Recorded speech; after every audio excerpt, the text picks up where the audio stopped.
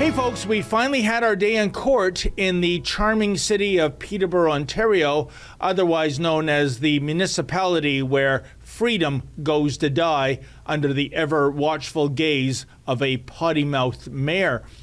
I'll cut to the chase. I was found guilty yesterday of the heinous crime of not social distancing and or masking when we covered a protest at Peterborough's Confederation Park back on April 24th, 2021. But what my conviction really indicates, I think, is that governments, police forces, and even the courts are politically motivated when it comes to those who dare stand up for their charter rights, such as freedom of assembly, freedom of speech, and yes, even freedom of the press. Freedom, to some, is the new F word, after all. By way of background, Rebel News decided to attend the Peterborough anti-lockdown rally that day, given that two notable speakers would also be attending, namely Randy Hillier, the Ontario PC MPP, who was thrown out of caucus for raising impolite topics at Queen's Park, and Maxime Bernier, the leader of the People's Party of Canada. An estimated 600 people attended the rally at Confederation Park, which made for the largest anti-lockdown protest to occur in Peterborough. Almost everyone in attendance chose not to wear masks, which we know are about as useful in preventing the spread of COVID as the various COVID-19 vaccines are, which is to say, not very useful at all. As well, since Confederation Park is less than 3 acres in size, it should be noted that it was impossible for a crowd of some 600 people to socially distance, even if they had wanted to. Now, prior to the event, Peterborough Mayor Diane Therrien rolled out the welcome wagon for the demonstrators. No, that's not true. If there is a welcome wagon in Peterborough, it's in the hands of the repo man these days. Indeed, here's what Mayor Therrien tweeted back then, quote, "As a decent person, if I think my actions might harm others, I reconsider those actions. These clowns don't GAF about your well-being, and if you're upset about my unprofessional language, but not upset about endangering others, well, GFY," end quote. Oh, such diplomacy from such a decent person. Now, at first it looked like the esteemed members of the Peterborough Police Service would allow the protest to carry on unmolested. You know, just like Black Lives Matter protesters had free reign of the park during the previous summer. They were allowed to protest without a permit. And when it came to the coppers, not only did they put away their ticket books, but they bent the knee in solidarity with the demonstrators. We're told to follow the science when it comes to COVID-19, folks. So I believe the science states that the coronavirus respects Marxist BLM protesters, but it absolutely loathes anti-lockdown, pro-freedom demonstrators. I don't know if that is based on medical science or weird science. Now, as I mentioned, at first blush, it looked like the Peterborough Police were going to do the right thing, which would be to simply observe the demonstration. But that changed when Mr. Bernier and Mr. Hillier left the stage and walked through the park. That's because the police decided to cause an unnecessary scene by ticketing them. Check it out. No. That's not going to help. Go back and do your speech. Screw you! You don't be lying to me. Don't be lying to me. Then the back up.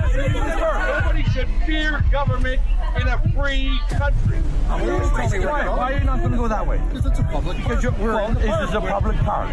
That's right. It's a public park. Will they make their kids live in the gulag of fear that they're instilling or trying to? Will they? Or will they have a backbone? Will they have some gumption? Will they have principles?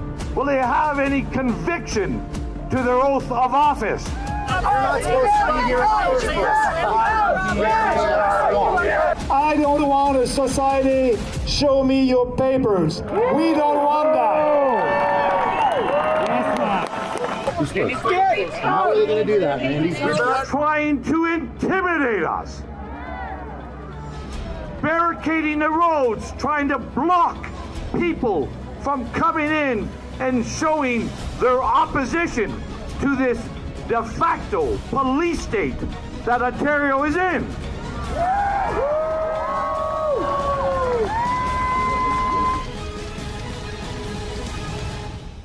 Now, this was a completely needless act of provocation.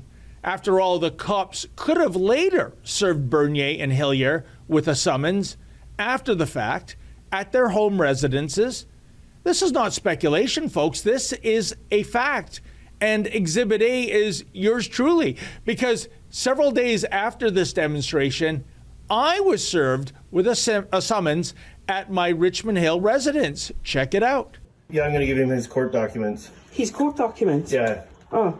Yeah, so Okay. he missed his other appointment, but they're being pretty flexible because of COVID-19. So, how do you spell your first name?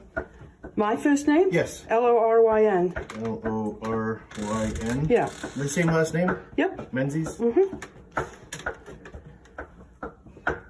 And what court appearance is this for? It's for his a failed compliant. A failed compliant? What Yep, failed? and the court date's there. All right. Okay. All right, have a nice day. By the way, the summons I received simply stated that I was being charged under Section 7.0.2 of the laughably named Reopening Ontario Act, but the summons didn't say what specifically I was being charged with. After all, I was not the event's organizer, nor a speaker, nor even an attendee. I was just covering this peaceful protest as a journalist. I don't think the practice of journalism is illegal in our great Dominion. Well, at least not yet. But get this, folks, in June 2021, I took delivery of the disclosure that the Peterborough Police Service was planning to present in court against me. Finally, I was informed of the crimes against humanity I had allegedly committed in Peterborough back on April 24th, 2021, which is to say I shook hands with people? Yes, thanks to a telephoto lens that a photographer with the cops had, they were able to provide photographic evidence of that crime. As for the written disclosure, check out these excerpts. Quote, at 12:47 hours, Staff Sergeant Dan McLean made note and observed Menzies approach and greet Mr. Maxime Bernier by shaking Mr. Bernier's hand. The two stood next to each other and engaged in a conversation. Neither person was wearing a mask or maintaining the required 2 meters physical distancing. After a short conversation, Menzies could be seen interviewing Mr. Bernier on the grass just off the stage area, end quote. Oh, merciful God in heaven. You mean I greeted someone in the time-honored way of, shaking hands, and then I carried out my job duties by, interviewing a politician? Gee, I suppose I should be grateful that no Peterborough cop decided to taser me that day. Later, it is noted that the eagle-eyed Staff Sergeant McLean observed the following, quote, at one point, Menzies stood behind Mr. Randy Hillier and wrapped his arm around and over Mr. Hillier's left shoulder in an effort to record the conversation that was occurring. Mr. Menzies was so close to Mr. Hillier, at times he made contact with Mr. Hillier, end quote. Wow, I made contact. And yet, me and Mr. Hillier are still amongst the living? Fascinating. Oh, I committed several other handshaking offenses, all of them cataloged in excruciating detail. Here goes, quote, shaking the hand of a man in a blue and white baseball hat and dark hoodie, end quote. Quote, shaking hands with a female in dark brown pants, turtleneck sweater, purse over her left shoulder, end quote. quote, shaking hands with a male in black baseball cap, enough is enough t-shirt, end quote. Guilty as charged, folks. But wait a second, folks. You see, I committed another crime that day in addition to all that illicit handshaking. Here's the allegation, quote, one photo shows Menzies and Mr. Hillier standing next to each other. Both are laughing, end quote. Oh my God. I laughed on that day. Gee, what was I laughing about? I really can't remember. But in the eyes of the Peterborough Police Service, laughing presumably makes someone a super spreader of the Wuhan flu. Or maybe they associate laughter with criminal behavior. You know, I did some research, folks, and I found there is indeed ample evidence that those who laugh aren't just mere run-of-the-mill criminals, but they are actually supervillains. Check out the video evidence. Make those messages clear. Make those messages clear.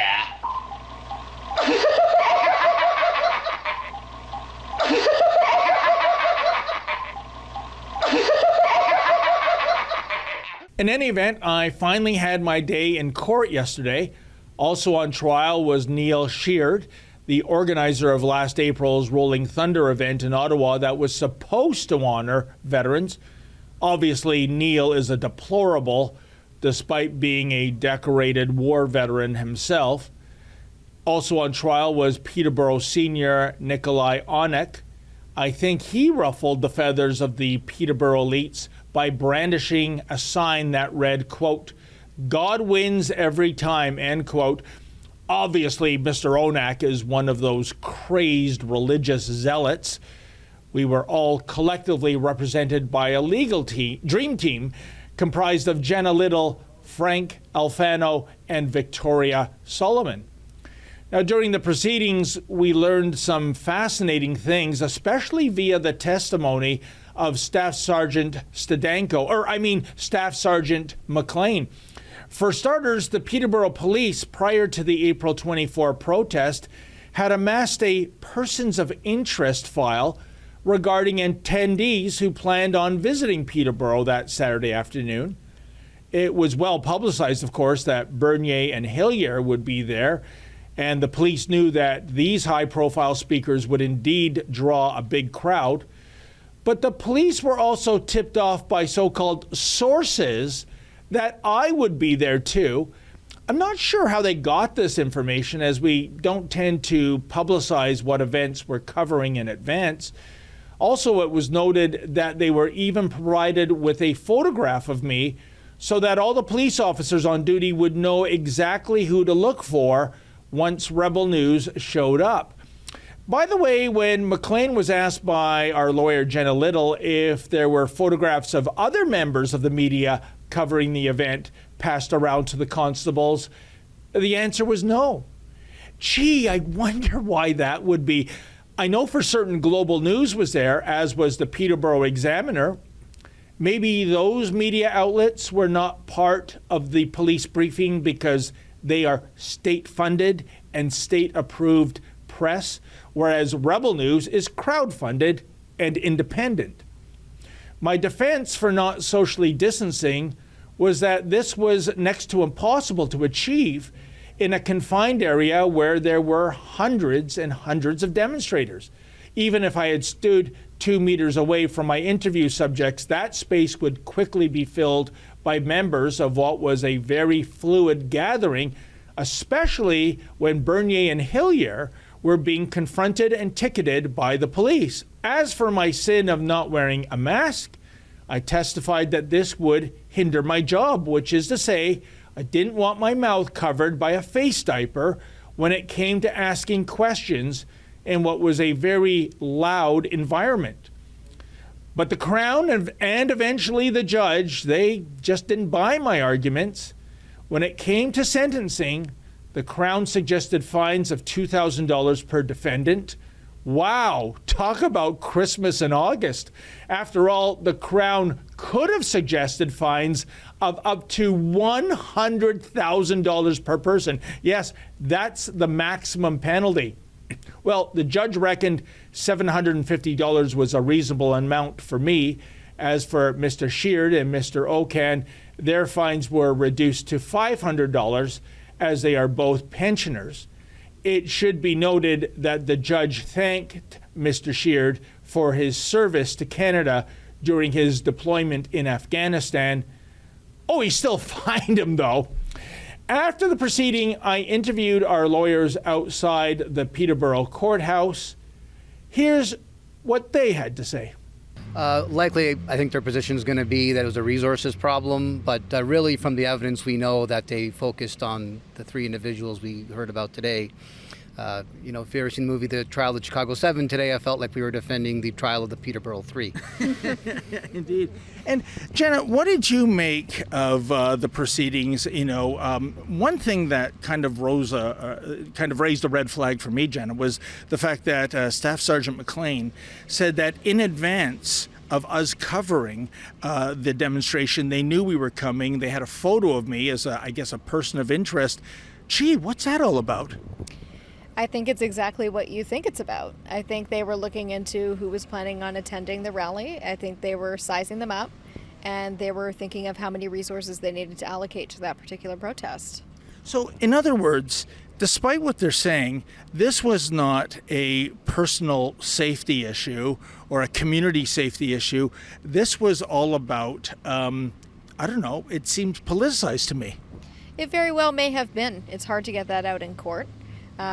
It's hard to get police officers to answer that question if that's the way we want to lean. And I think it might have also been a little bit about public safety because sometimes protests get out of control. And as we heard, when one officer gave Maxime, when one officer gave Maxime a ticket in front of 80 to 100 different protesters, that was directly against what the inspector told them to do. So he specifically gave out a ticket in front of people to cause a problem. There's that great moment where Maxime Bernier was arrested going from Ontario into Manitoba. And as he's being handcuffed and put into an RCMP cruiser, the officer says, "Do you have any weapons?" And Maxime Bernier says words to the effect, "No, unless you consider my words, my thoughts weaponized." And I guess that's where we're headed in Canada, it seems, these days, Jenna. I certainly hope not. And I think that using the guise of the COVID restrictions to implement that is very scary. Indeed. And now, Victoria, you were hoping it didn't come to fruition, but to come up with a constitutional challenge to these charges that I was under, and there was also two other individuals that I'll get to later that were on trial as well. What were you planning on saying if you were going to go down the constitutional route? Well, unfortunately, we were not able to argue this constitutional arguments which we planned in this case, but we will definitely bring them forward on other facts, and we have a lot of other defendants that may benefit from this defense. So I'm going to save the details for the future when those cases will be argued. So, folks, post-trial, here are some of my personal observations. First, the judge who presided over the trial is a former journalist himself with a career spanning more than 20 years. I naively thought that would be to our advantage, that he would have some empathy regarding what it takes for a journalist to cover breaking news out in the field, and that he would be a true believer when it came to that whole idea of freedom of the press.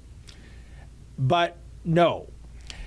Secondly, curiously, no one seemed to have a problem with the double standard that prevails in Peterborough. I previously mentioned that BLM protesters received a pass when it came to getting fines. But get this, just a few months after the April 24th, 2021 demonstration, a CBC production being filmed in Peterborough was taking place. And lo and behold, folks, the cast and staffers of the Murdoch Mysteries episode being shot were exempt from the masking and social distancing rules. Oh, and yes, we caught cast members shaking hands and even gasp laughing. But of course, no charges for them. Check it out. I think it's my duty as a citizen to report a potential super spreader event. In other words, people handshaking and laughing on the set of Murdoch Mysteries. I can't service you with no mask on. Oh, what was that, sir? Sorry. Service you with no mask on.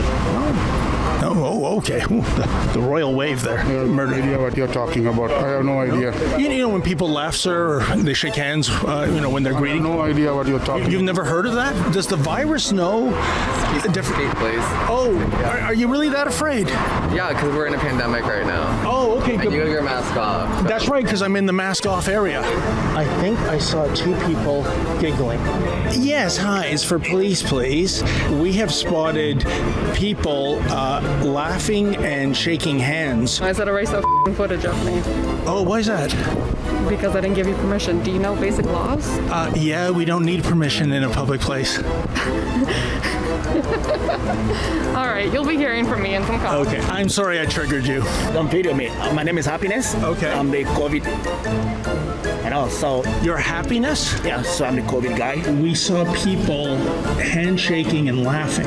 Okay. And we're just wondering, I believe that's against the law in Peterborough.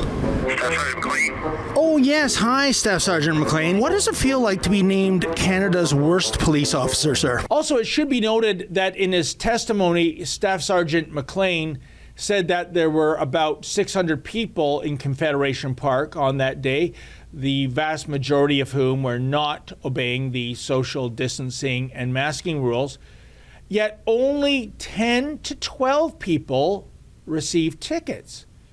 How is it possible that of those 10 to 12 people who were ticketed, that a significant percentage just happened to be high-profile targets, i.e. Bernier, Hillier, Sheard, and yes, Rebel News? That was not random chance. After all, the odds of this organically occurring would make even the most reckless gambler cringe. Rather, this was a political witch hunt. The unspoken strategy was this.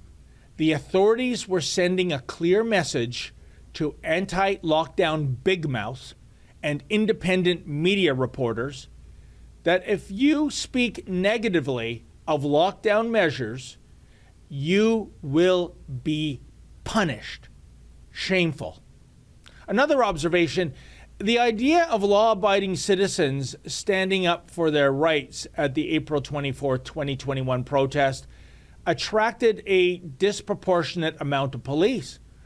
McLean testified that more than 30 police officers were on duty that day, even though it was an entirely peaceful gathering.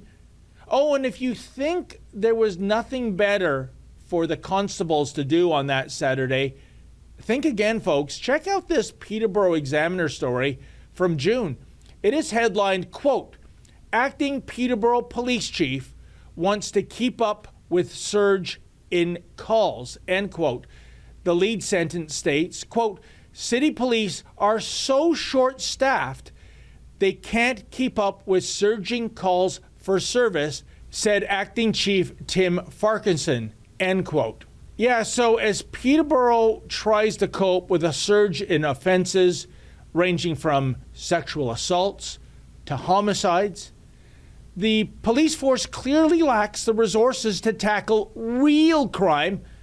But when it comes to thought crimes, well, it's a matter of all hands on deck. Oh, and if you want more proof of the heap and helping of hypocrisy on display that day, then check this out. The photographer for the Peterborough Examiner recently won an award for Best Spot News Photograph. Yes, photographer Clifford Scarstedt won the 2021 Ontario Newspaper Award for Spot News Photography in papers under 25,000 circulation. His photo depicts Randy Hillier in full-out Lord Thunderin' Jesus mode as he goes toe-to-toe with Peterborough's soy boy police chief, that would be Scott Gilbert, who, by the way, abruptly resigned in February of this year for reasons that remain mysterious. Now, here's what the judges at the Ontario Newspaper Association had to say, quote, "When Gilbert waded into the heart of an anti-lockdown protest and gave Hillier a ticket under the Reopening Ontario Act, Skarstedt conceptualized the shot perfectly. Gilbert and Hillier at the tense epicenter of the scene, surrounded by phone-wielding onlookers. The result is Canada's COVID schism in miniature. We see it in Gilbert's weary eyes above his mask, as well as Hillier's pointed finger and open mouth mid-rant. Skarstedt is tight on the action in this quintessential breaking news photograph where the main actors stand in for so many others, end quote. Now, full disclosure, it is indeed a fantastic photograph, no doubt about that, folks. But I can tell you that during this photo shoot, I had a ringside seat. If Skarstedt had been using a fisheye lens, you would have seen me and my cameraman, Mocha, filming nearby. But here's the thing. How is it that a member of a taxpayer-funded and government-approved mainstream media outlet receives an award and glowing praise and presumably a cash prize, whereas I received a summons and a fine of $750, even though I was doing the exact same thing in the exact same place at the exact same time, namely covering spot news. Fascinating. Bottom line, perhaps you can score the Monday trial as a legal loss for us. Hey, you win some, you lose some. But I truly think that in the department of unintended consequences, this trial made for a journalistic win for us. Thanks to their prosecution of Rebel News and others, we have clearly exposed that the people running the city of Peterborough and the Peterborough Police Service and even the courts embrace a hypocritical double standard. Is it any wonder that hundreds of people last April took to the streets in Peterborough? After all, thanks to that so-called Ontario Reopening Act, many of these folks had lost their jobs. Many had lost their businesses. Not that the powers that be give a rodent's rectum, mind you. They have never missed a paycheck as they continually crooned, "We're all in this together."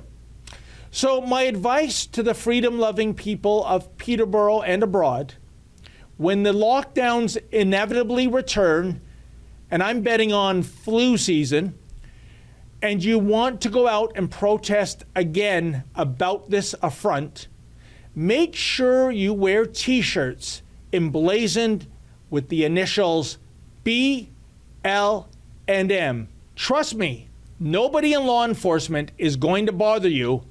In fact, they might even join in on the festivities. What you just saw was an excerpt from my nightly show, the Ezra Levant Show. Every weekday I do a monologue. Usually it's about half an hour. Then I interview an interesting guest, and then we read my hate mail or my fan mail, whichever is more fun.